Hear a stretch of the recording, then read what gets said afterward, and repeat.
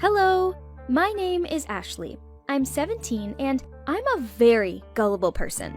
Because of this, I'm constantly getting into trouble. Today, I will tell you a story about something that could only happen to me. One time, I was flipping through profiles on Tinder. I was just having fun until I saw a photo of a very attractive bad boy. He was also from Chicago. I decided to like him, not even hoping that he would like me in return. But he liked me too. Oh, my dreams had come true. Dwight, that was his name, immediately suggested that we meet. Baby, I can't wait. Let's meet tomorrow. Oh, well, I don't know. Come on, make up your mind. An unforgettable day awaits you. Promise? Then what time will you pick me up? I give you my word. There's only one problem. To be honest, I was so excited that no problem in the world could spoil my mood. It turned out that his car was in the shop, so Dwight asked if I could pick him up. I had no reason not to believe him because he even sent a photo of the car. So instead of being cautious, I was already imagining myself in his souped-up Ford F-150. In the morning, I hid my mother's car keys so she couldn't use the car. And so what? If I had told her why I needed the keys, then she never would have given me the car. I'm not a very good driver, but after half an hour in a traffic jam, I got to the specified address.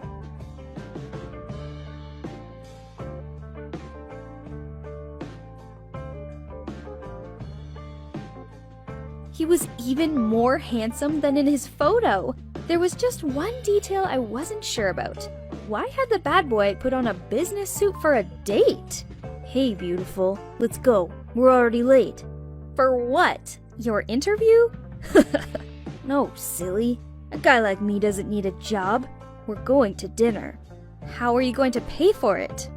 Cash, baby. He told me to go downtown Chicago. I was expecting an expensive restaurant. Maybe that's why he was dressed so fancy. Now I was worried that I was underdressed. As we drove past a bank, Dwight told me to park across from it. I did as he said. I didn't believe for a second that we were actually going to this restaurant. Are you serious? Yeah, but what's wrong? We're getting lunch at McDonald's? Yeah, he wasn't joking. We walked in and Ronald McDonald nearly knocked us down. A child's birthday party was in full swing. Could it really get any worse? We sat by the window and Dwight handed me crumpled cash so I could buy food. Then I realized that it can always get worse. You know, I've already been on a date at McDonald's. Cool. I knew you would like it. When I was 8 years old. Well, do you want me to buy you a double cheeseburger? The whole time during our date, he just kept staring out the window. I tried to talk to him, but he only answered reluctantly. I quickly got bored. Dwight didn't seem so cool to me anymore. Well, what's next? Oh, I need to go to the bank. I'll withdraw money and then we'll go spend it. Are you serious? On the other hand, he deserved another chance. Maybe it was a test. Maybe he was not only handsome, but also rich. I was so encouraged by this thought that I was ready for any challenge. As if reading my thoughts, Dwight abruptly jumped up and told me to wait for him in the car at the bank. He was gone for a long time. Not that I knew how long it takes to withdraw a large sum of money, but it seemed like there was no line. I could see through the glass wall. Curiosity got the best of me, and I decided to go check on how he was doing. When I got closer to the glass door, I noticed that the people in the bank were behaving strangely. Ah! Ashley, I got the money! Time to go!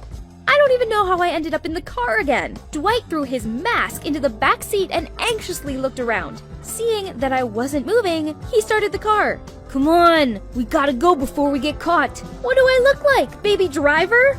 No, you're just an accomplice to a robbery.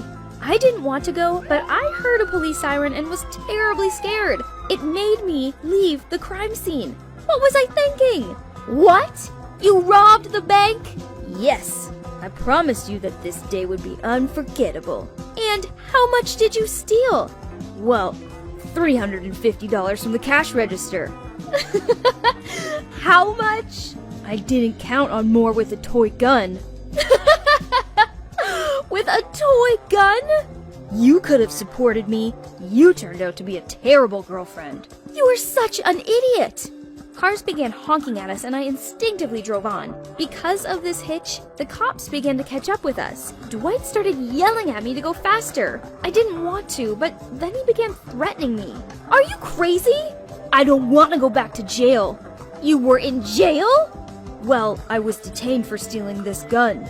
I was completely confused about whether to be afraid of Dwight. One thing I knew for sure, this pursuit had to end. At the intersection, I cranked the steering wheel, pretending to want to break away from the cops. The car didn't make the turn, and we crashed into a pole. It was so scary, but it was the only way I could escape.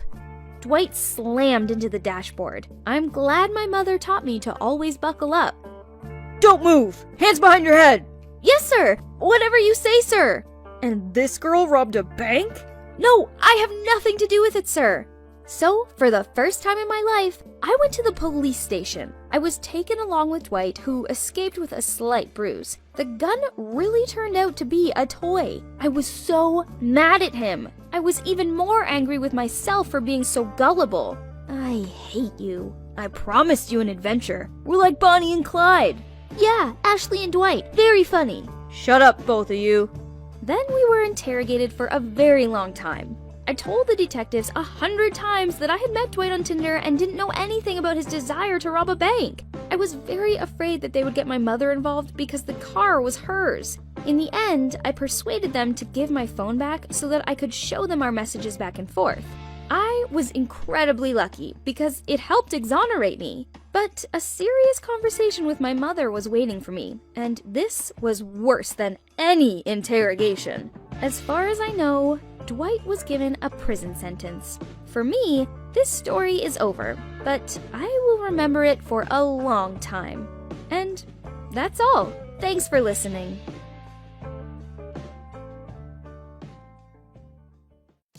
Hi, I'm Hank. I'm 19 years old, and I've been keeping a terrible secret for a couple days. If I wasn't right in the head, I could say that the fate of the whole town lies in my hands. Basically, here's the story. I just love walking with my metal detector. I take it on every trip beyond the city. Sometimes I find coins. I once dug up a part of an old German motorcycle, but mostly I just stumble across bottle caps. Almost every summer, I visit my relatives. They live in a small town near Dresden, in Germany. Last summer, when my uncle and I were walking on the outskirts of the city, he showed me an old runway that had been abandoned many years ago. Here, the USSR troops organized a temporary airfield in 1945, and there, he waved his hand towards the forest, there was a strategic depot, huge, just like my grandfather told me. It had to be. There was so much ammunition to be stored. It was only enough for one aircraft. The building during the events of those years was destroyed. What was on the surface was discovered immediately. But in the basement, who knows? Nobody seems to have checked it. All that's left is what's in the earth. And the earth can keep its secrets for centuries. Although I knew that my grandfather often invited fables rather than telling the truth, I was riveted by his words. I decided that I had to go there and scout out the situation, by all means. I managed to do it on my very next visit. I arrived prepared with my beloved, powerful metal detector, strongly doubting that I would find any valuable. I didn't bother getting permission to excavate. Yes, in Germany you have to have a permit. I came up empty-handed on the first day of the search. The same went for the second and third. A couple of shell casings and nothing more.